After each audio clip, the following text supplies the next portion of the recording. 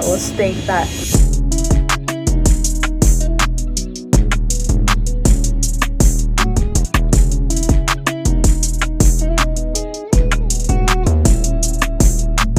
Welcome back to my channel. Today is the first home game of the semester. It's Saturday. I'm up here at the stadium hours before the game starts because I was tasked as CIC of the ODIA tasking. So basically, I'm the cadet in charge of all of the cadets wearing the PT belt. Once I made sure all the cadets I was assigned, which was a lot of cadets, once I made sure they were all here and accounted for and at the right gates, then I went off into the crowd. Orlando, Florida. The first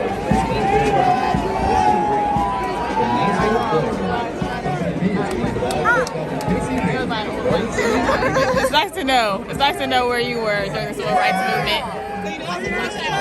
Jeilyn's here at the game with me watching March On. Unless you have an official excuse not to be at the game, all of the home football games are mandatory for all cadets. That's the reason why I wouldn't recommend dating on the football team, because if you guys break up, you're still going to have to be forced to come and watch their games.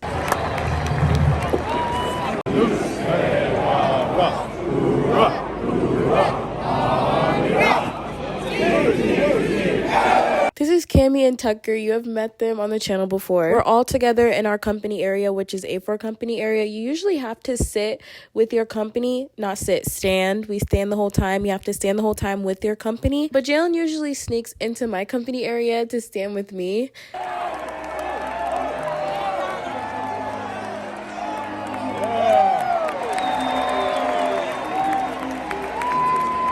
This team, the parachute team, is one of the coolest teams at West Point. My plebe auditioned for the team and he made it. It's just so incredible because the audition process is one of the most intense auditions. I'm saying auditions, but I mean tryouts. The tryouts to get on this team is one of the most intense at this school.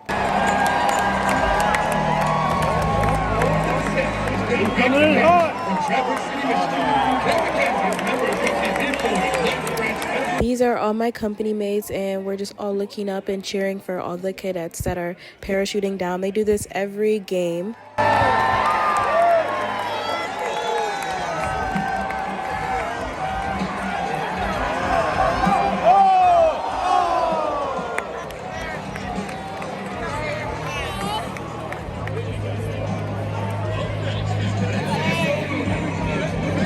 That's my future roommate. Jeilyn's new roommate, supposed to be new roommate, is on the parachute team, and this is literally her coming down right now with the flag. If you watched the vlog before this, then you'll know Jeilyn doesn't have a place to live right now. She's been living out of her cart, which is really sad. She's been sleeping in her old room, but living out of her cart because her leadership is telling her she has to move out of her room, but other senior girls in the company don't want her to room with them because they don't want to have to share a 3-man room when they're in a 2-man room. Like, basically what happened to me earlier in the year is happening to her. We'll get into all of that a little bit later, but let's go ahead and watch the game together.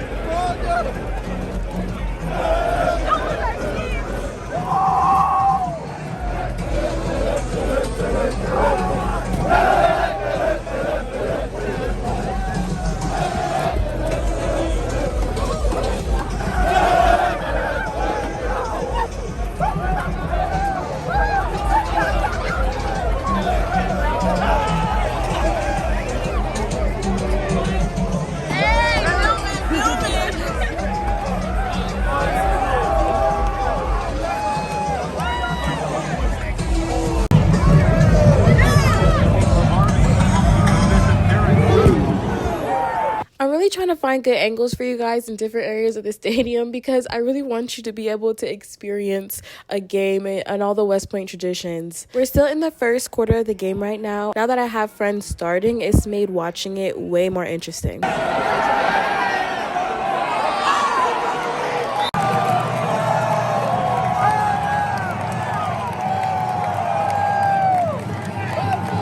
Jeilyn's company mascot, Snoopy, and this is H2's mascot, the hog. I have a mascot, my company has a mascot, but ours has been quite racist over the years, and we're no longer allowed to have them at the games. This is the donkey, which is the whole school's mascot. I think I know who's under the mask, but I can't tell you guys because it's a secret. Here are the Rabble Rousers, which is the name of the cheerleading team we have.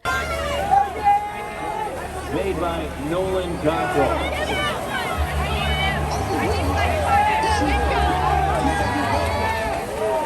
1 yard gain on the play, 2nd and 14.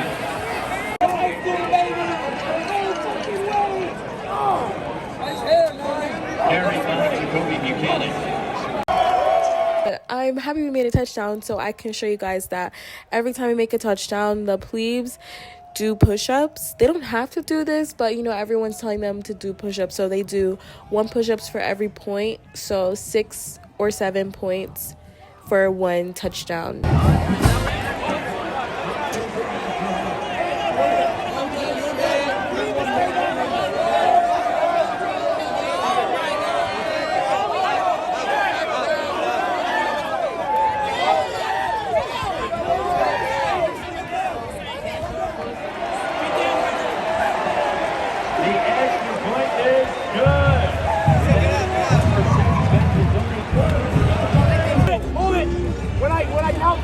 All right, 3, 2, 1, drop it. Let's great race, goddammit. Where's another hat? You want to trust me? Sorry, please. Get that high. Who's his team? 1, 2. Hey, who's riding the third here? Hey, stay where we're going. Hey, hey.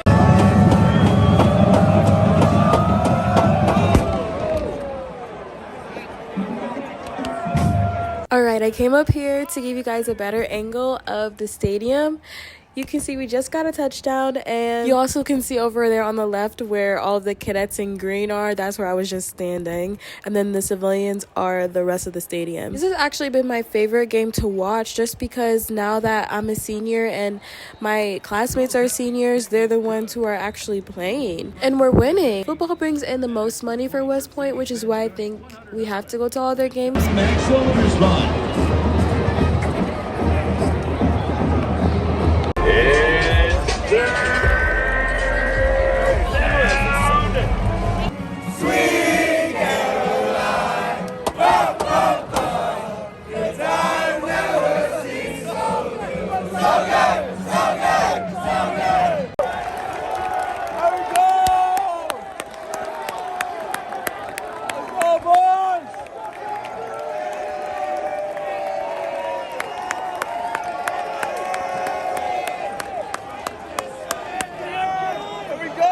We won the game, which was great. After the game, I took a big nap and then made my way down to my hair salon. This is me dancing before I set up to do hair. I'm doing a plebes hair today. I love doing hair here. It really is my healthy coping mechanism for West Point. This is her finished look. I usually do 2 to 3 heads on the weekends, depending on whether or not we have training that weekend.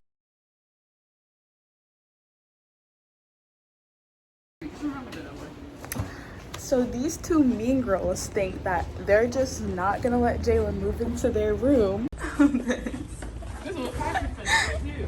And what's your mascot? Huh? What's your mascot? I don't help you. You can't just tell somebody that they can't move in with you. That's not how it works. I'm actually really sad that they're not here though. I don't want to fight, but honestly, the ugly acting, the ugliness that I've received is literally just, and like, it's literally just because Mooney literally relies on people being infantilizing her to be like, oh, well, poor Mooney doesn't want a room with anyone. And it's like, y'all really about to, there's nothing in these spare rooms. There's nothing in they there. literally have space. They're really about to be moving furniture from here's the 4th floor, from here across the hallway, simply because they want to keep their empty. Like, if y'all had, maybe I'd be like, oh, well, it's unreasonable. But this literally empty. It's a problem. Right now, there's doing a whole lot of renovation so that people can actually be in rooms that fit them. But right now, Brad is still being redone. Like, people are having to squeeze into rooms that are supposed to be for 2 people, 3 people. Basically, to catch you guys up, at the beginning of the semester, the seniors were given 2-man rooms. 2 people in 2-man rooms. That's the best room type you can have at West Point. There were only 4 senior girls left in Jailyn's company, so they split them up 2 and 2, of course. But Jailyn's roommate left mid-semester to go abroad. West Point will do that. They can send you abroad for a lot of different reasons, and it's a really cool opportunity. Wait, okay, so you have Mooney, Maku, so that means you're first. So your stuff goes closest to the door, right? Yeah. Because Jailyn's roommate left and went abroad and she can't room by herself, there's only 1 senior girl room left. And Jailyn's TAC told her to move into this room, but the senior girls are trying to get Jeilyn to room with some juniors, which is rare, but it's not unheard of. Jeilyn wouldn't mind doing that, but the senior girls have way more space and furniture than the junior girls. And the irritates me, like, they're acting like, oh, well, you're just trying to get what you want. Like, y'all have never been at the top of my roommate's list at all 4 years we've been here. Not once. Oh, this doesn't work. I literally have 3 everything. I think that literally kills me. It's like, y'all have 3 everything, no space.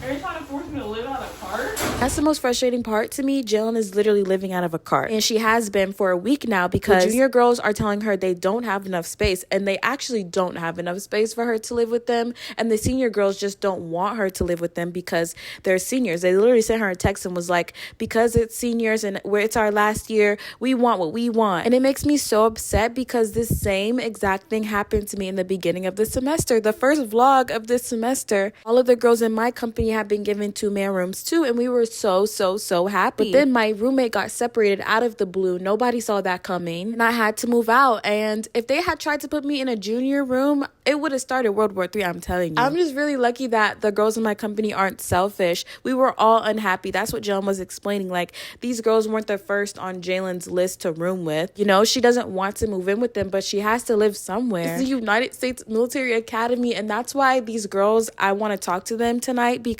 Jeilyn showed me the messages between the 3 of them, and I feel like they've been talking to her crazy. And Jeilyn has been so sweet and nice in her approach to the situation. She's very introverted, very quiet. I feel like that's why they think they can talk to her crazy, because they know she doesn't fight. You hit daddy and you know she don't fight.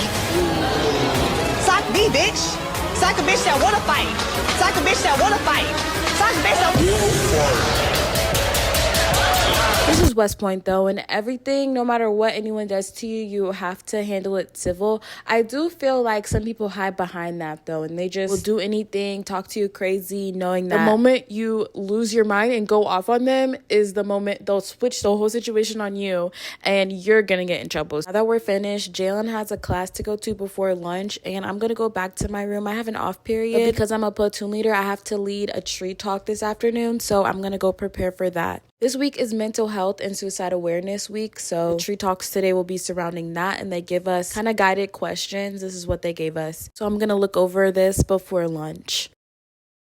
So I'm in my room now preparing for tree talks, and Jeilyn sends me more screenshots between her and the 2 girls. I read they touched her stuff and honestly saw red. I blacked out at that point, closed my laptop, and was on the way back to C2. I know they did not touch my sister's stuff. West Point is actually the Twilight Zone sometimes. Like, I don't know what these girls are taking, but we are gonna figure it out right now.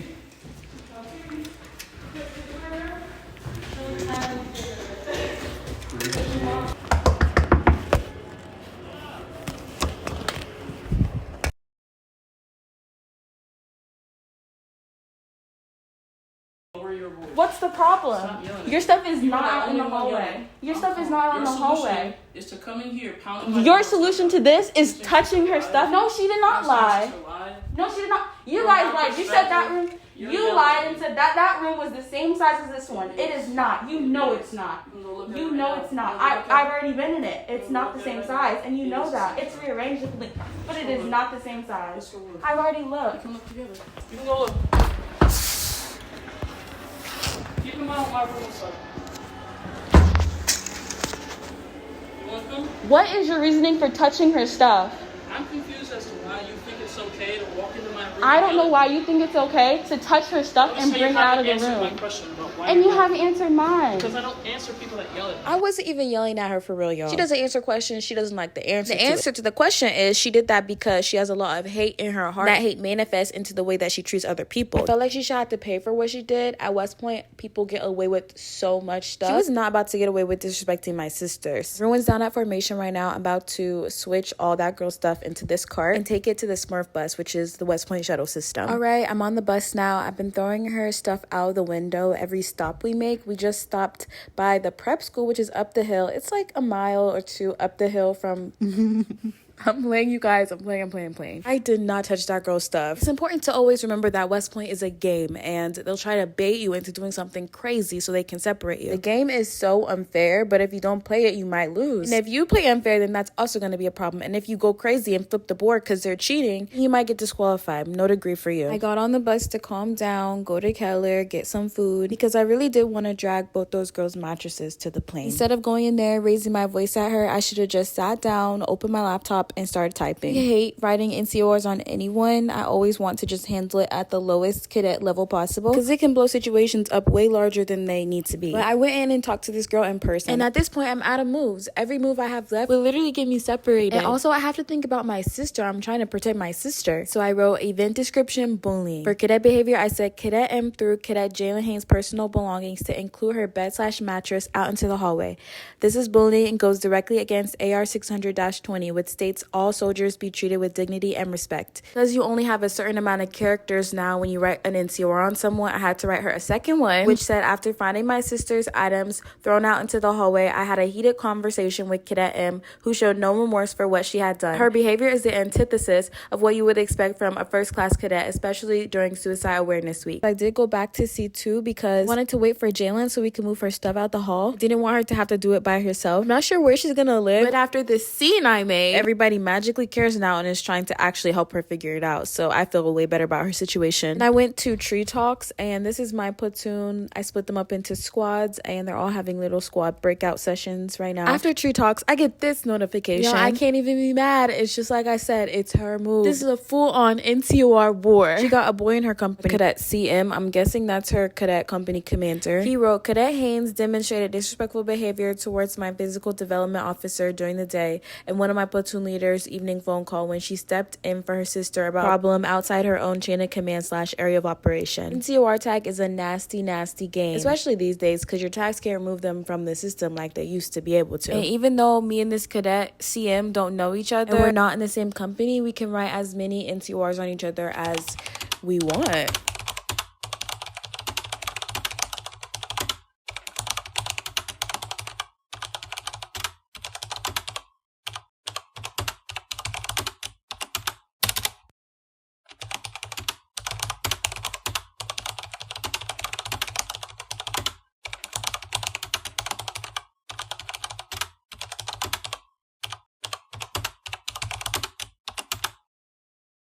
I'm really hesitant to submit this one because I don't want it to come across as petty. But the NCOR he wrote on me was petty. This place is so hard to navigate. I think I'm gonna just sleep on it and submit it in the morning if I feel like I should still submit it.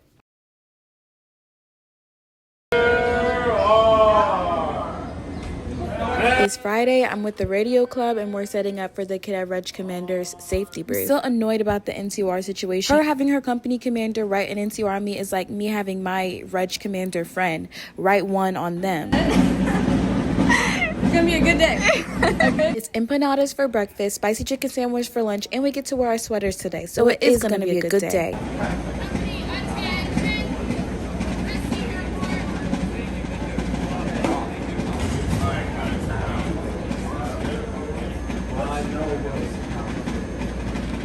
Alright guys, it's Friday evening and I have hours, so this is the room that you sit hours in. I got hours last semester and I'm finishing sitting them right now. Usually you have to walk, but if you have a specific excuse then you can sit. As far as Jeilyn's rooming situation, apparently as soon as I wrote those 2 NCORs on Cadet M, the TAC officers called the EO office immediately, and then they called Jeilyn into their office and told her that they wanted to submit a respect board on the girl. I was a part of the investigation investigation and had to write multiple sworn statements. And as far as the NCOR she wrote on me, my tax dropped the situation because it had to do with my sister. And they know I don't play about my sister. I just told them what happened and they said they felt like I was in the right. The next day I traveled to my first hair appointment client outside the barracks. It was this daughter of a faculty member and she looked so cute. Then I had to go back to ours to finish. It's pretty much like detention in here, but I always prefer being in here than walking outside because I can do my homework and other stuff. This concludes the video, y'all, but tune in next time because next vlog we're gonna do a whole month in my life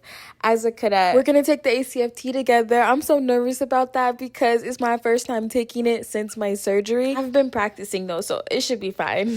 There's also gonna be dinners. I'm gonna show you guys how I get my mail, parades. We're gonna watch Jeilyn's company athletics games. It's a lot. You won't want to miss it, so turn on the notifications and I'll see you then.